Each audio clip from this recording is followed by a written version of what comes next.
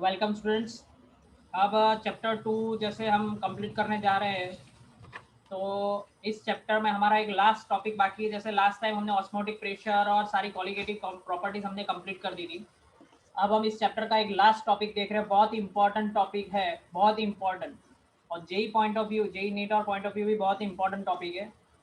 तो आप हेडिंग डाल दो अपनी नोटबुक में, that is called abnormal abnormal molar mass या फिर molecular mass, abnormal molecular masses. Now see, to measure to measure molecular mass of the solute, we have four methods. We have four methods which are, तो four qualitative properties जो हम देख चुके हैं, four qualitative properties जो हम देख चुके हैं, उसकी जो मेथड जो है वो हमारे लिए इम्पोर्टेंट है। ठीक है, जैसे delta P upon P not, ठीक है, is equal to x2। Okay, यहाँ से हम मॉलिक्यूलर मासेस फाइंड कर सकते हैं। कैसे? जैसे x2 जो है, शायद मैंने आपको बताया नहीं होगा तो फिर से बता देता हूँ। x2 इज इक्वल टू क्या हो गया, n2 upon n1 plus n2।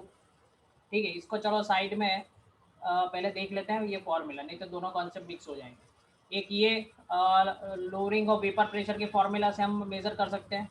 Next formula जो है that is elevation of boiling point, तो delta T B is equal to K B into क्या फॉर्मूला था अपना, W2 upon W2 into 1000 upon M2 into W1। तो इससे हम molecular mass find कर सकते हैं।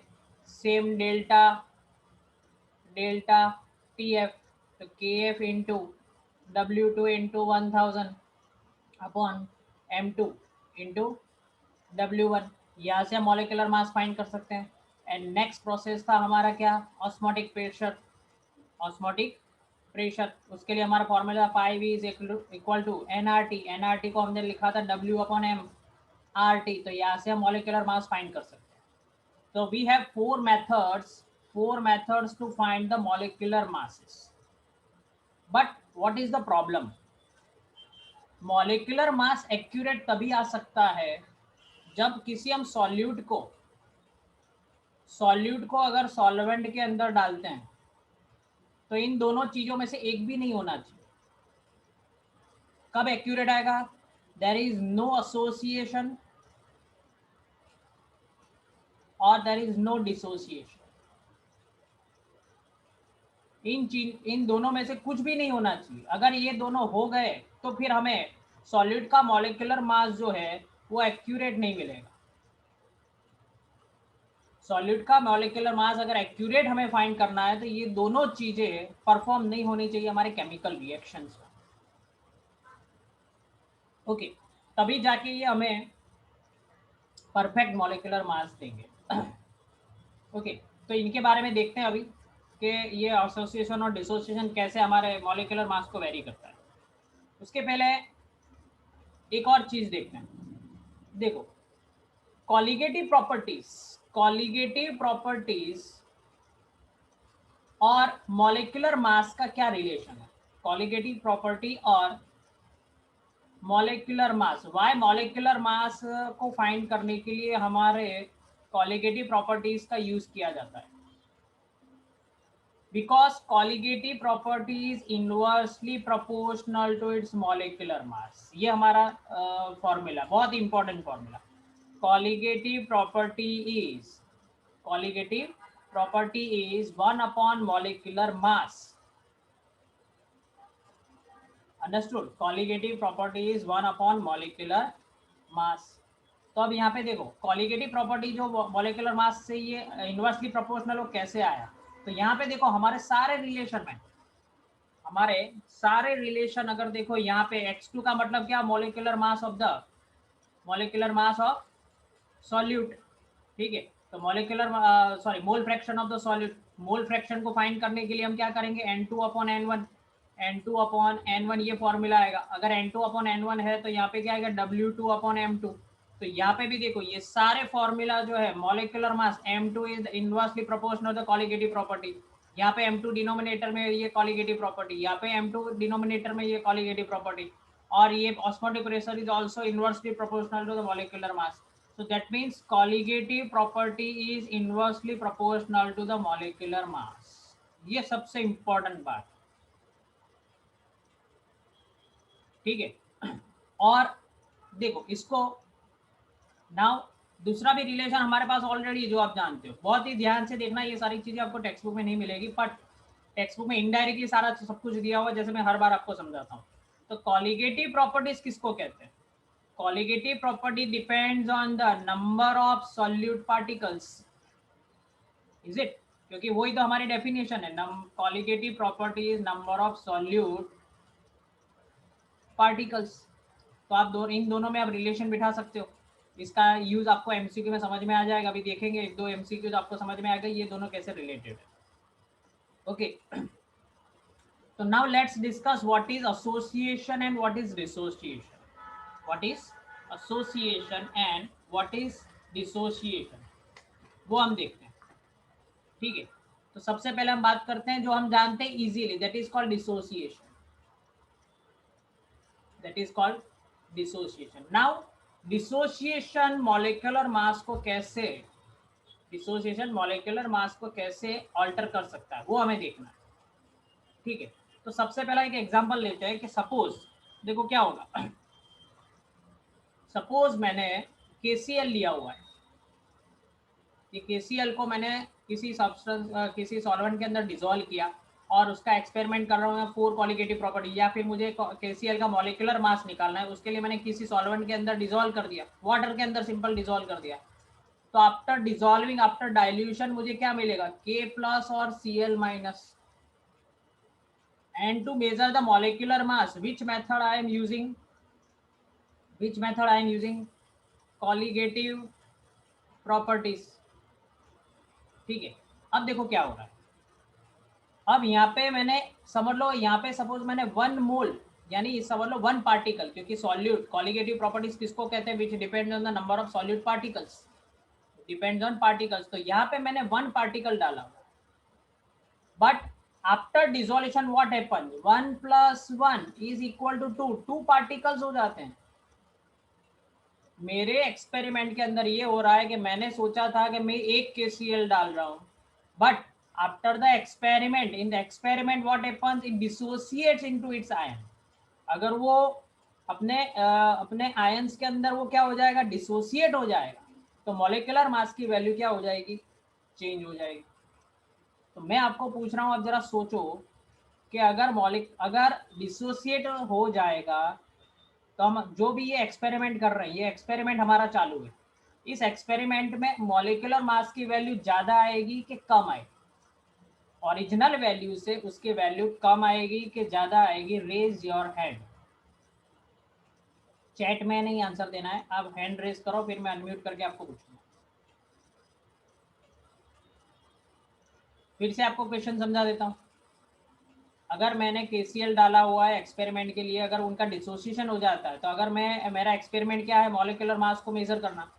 तो यहाँ पे अगर डिसोसिएशन हो रहा है तो मॉलिक्यूलर मास ओरिजिनल वैल्यू से कम आएगा या ज़्यादा आएगा? Raise your hand. देखो, तो इसका आंसर जो है, आपका आंसर करेक्ट था. ठीक है, अब देखते हैं देखो कैसे. तो यहाँ पे मैंने रिलेशन आपको इसीलिए बताया था, ये देखो ये बहुत इंपॉर्टेंट है. यहाँ पे मैंने आपको रिलेशन समझाया था. colligative properties, colligative property is proportional to number of solute particles.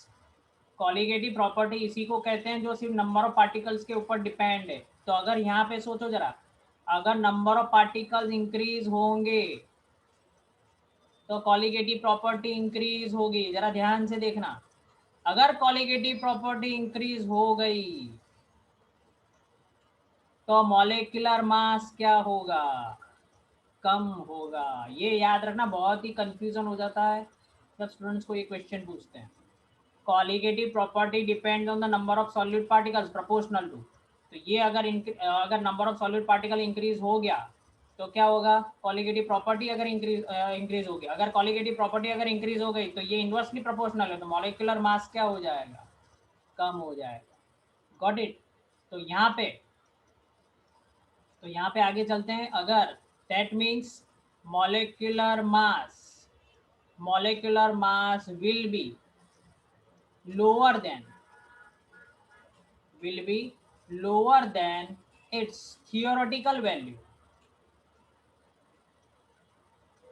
Now what do you mean by theoretical value? Theoretical value यानी KCL जो मैंने पीरियोडिक टेबल में से ढूंढ के निकाला है KCL, ठीक है, उसके हिसाब से KCL की वैल्यू आनी चाहिए। बट जब हम एक्सपेरिमेंट करते हैं, जब हम एक्सपेरिमेंट कर रहे थे, तो ये KCL की वैल्यू उतनी नहीं आएगी जितनी हमने थियोरेटिकली मेजर करके रखी है, ठीक है। तो इसलिए ये जो वैल्यू है उसको कहते हैं ऑब्जर्व्ड मॉलिक्यूलर मास,